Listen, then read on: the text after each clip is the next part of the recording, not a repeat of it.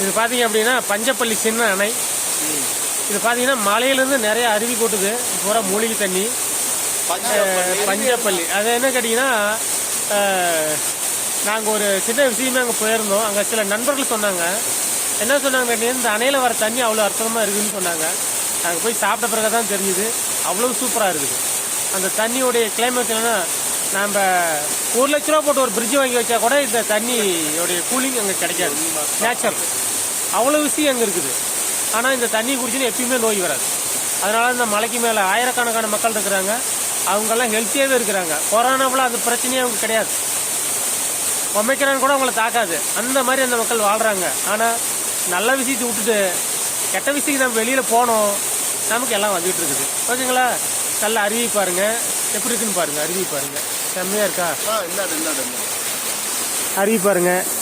சரியா முருகனும் தெரியறார பாருங்க, திருப்பதி தெரியறார பாருங்க. இது பாத்தீங்க அப்படின்னா செம்மையா இருக்கும்.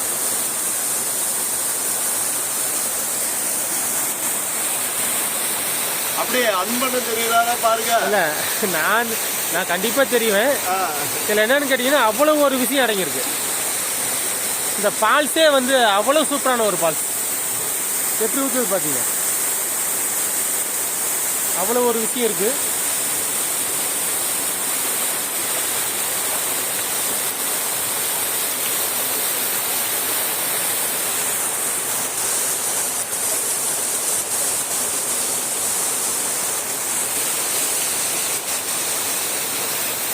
நம்ம ஊரில் கூட நிறைய ஏரி டேம்லாம் நிரம்பிட்டு இருக்குது. அதெல்லாம் பார்த்தீங்கன்னா சுத்தமான தண்ணியே இருக்காது.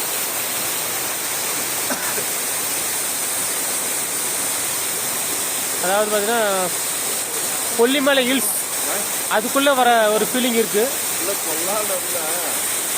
இந்த அருவி பார்த்தீங்கன்னா கிட்டத்தட்ட ஒரு 20 அடிக்கு மேலே அந்த ஊற்றுது. இல்லை